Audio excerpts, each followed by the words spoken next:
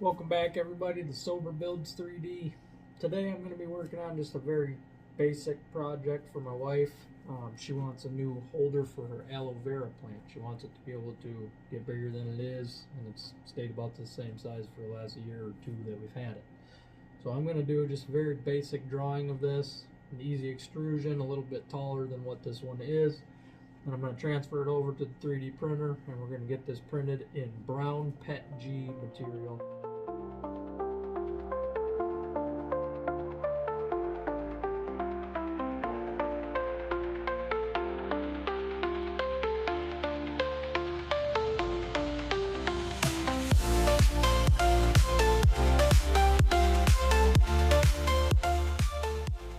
Based on everything I've seen, PetG material will hold water as long as you put enough walls on. So I'm going to try it. If it leaks, worse comes to worse, just use it for something else. Use it for a pencil holder or something if it doesn't hold moisture in it. So that is the goal for today. I'm going to make this a little bit bigger of a pot. I'm going to bring it a little bit taller, and we're going to see if it works. I set up a free account on Onshape online, and that's what I've been using to do my designing. Now, I don't do anything too intricate yet. If you haven't looked at it, it's pretty easy to use if you have any familiarity with these kind of programs. And 10 years ago, I wouldn't have. But with my job now, a lot of what I do on Onshape is very similar to the program I use at my job. So that's where I like this. But as long as you know the terminology, you can pretty well figure out how this is going to work. So for this, first thing with anything is always measuring. I learned that after cutting twice and only measuring once, which I don't think is how they usually recommend it. But for this, these are very basic calipers, Pittsburgh from Harbor Freight. I think you can get them for 10 bucks. Not anything that's going to get you super accurate, but it will give you right about where you need to be, especially for basic designs like this. So for the base of this, we're looking at roughly 3 inches right now around. So on Onshape, I'm going to do a circle center point on the sketch, right in the center of the sketch plane, and I'm going to go, I'm probably going to go 4.25, make it a little bit bigger here. And hopefully you can see this show up on the screen. Now for me, for step one, that's all I need to do. So I'm going to close out that sketch, and then I'm going to create a new plane based off of this same face, but I'm going to offset it. This is roughly 3.4 right now. She wants it a little bit taller, so I'm going to go 4.25. And then on that plane, we're going to do a new sketch. I'm going to select that plane that we just created, and I'm going to make this, because the top of this right now is 4 1/4. I'm going to go 5 1/4.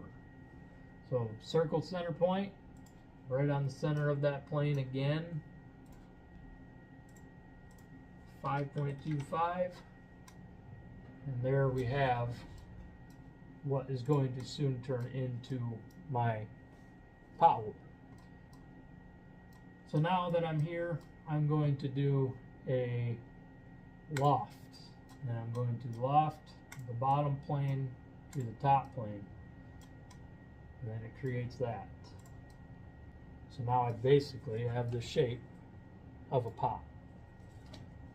Now what I'm going to do is come up here, and I'm going to look for shell, and I don't remember which one it is, right here, shell. I'm going to shell this top plane, and that just hollowed the whole container right up. So now I have the pot holder essentially made. Turn that towards you here. Everything's working in reverse. Now with this pot holder, there's a little rim right here, and it is measuring, I'm going to guess, 1.5 inches, 1 1/4. So in order to get the rim on here, we're going to go to a sketch. We're going to do the top plane again. We're going to come up here and find this box that says use.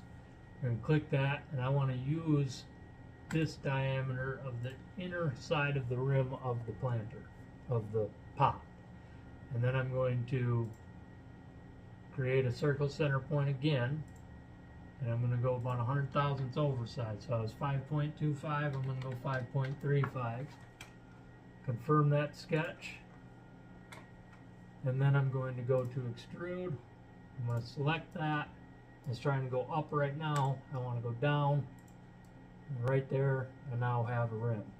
And if you want to go fancy, you can chamfer it, give it a nice edge on the bottom. I will do that for this. It's a 45 degrees, so it'll print with no supports. And that is pretty much all I need. Oh, she said she needs a hole through the bottom. So we're going to go through the bottom. We're going to do a sketch. We're going to do a circle center point. And we're going to go 0.125. Eighth of an inch through it. Because I don't think she wants much water leaking out of it. And if we need more, I own drill bits. So we're going to select that. We're going to extrude it.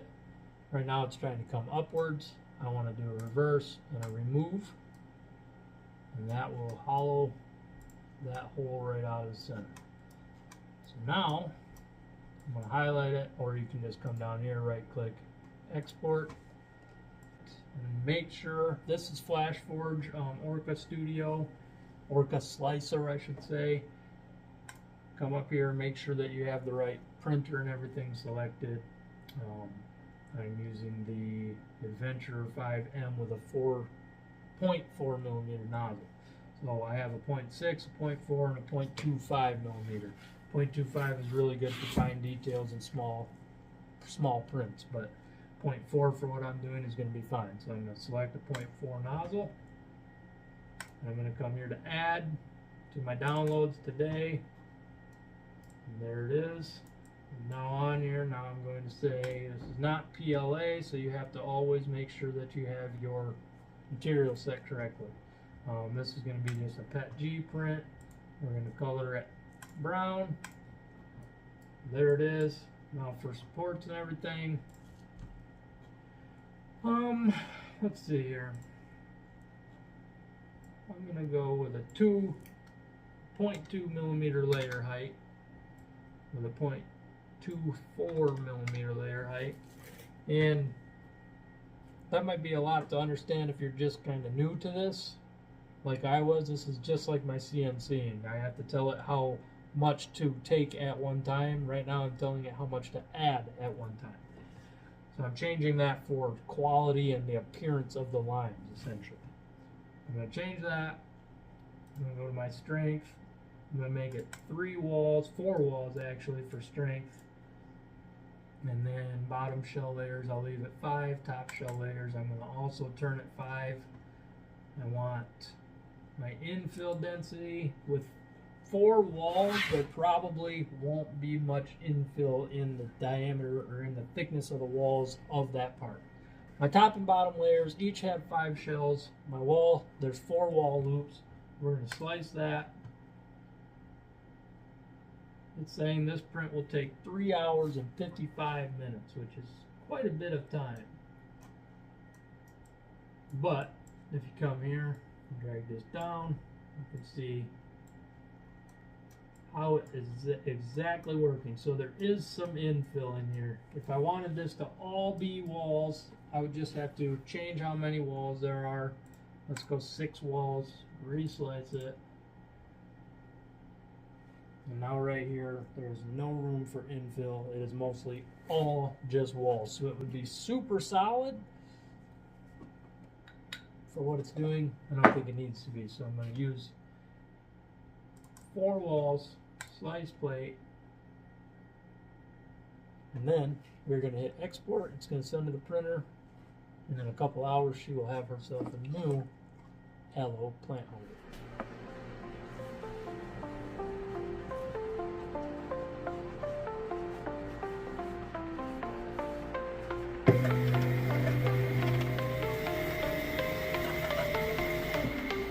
Both of my printers are in these bags that I got off of Amazon. You can have them for like $36 on Amazon with an LED light.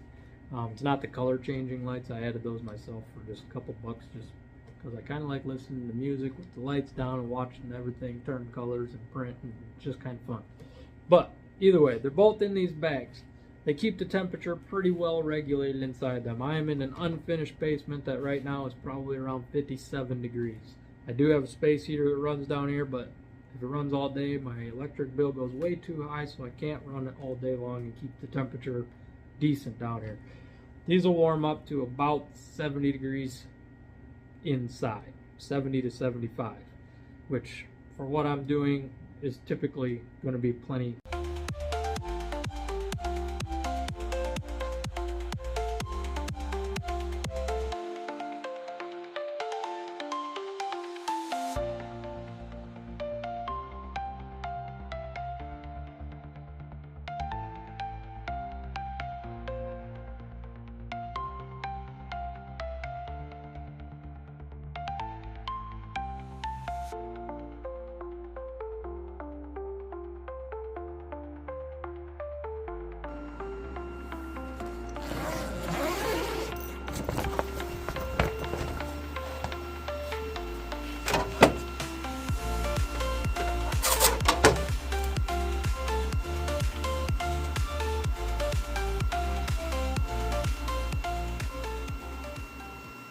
There you have it. 3.5 hour run time. Barely touched the roll of filament.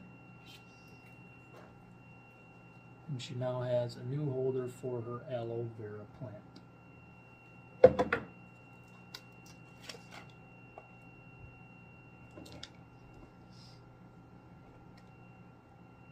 Didn't need more dirt. Until the next episode, stay busy, stay sober. I'm going to get back to designing. Thank you for watching.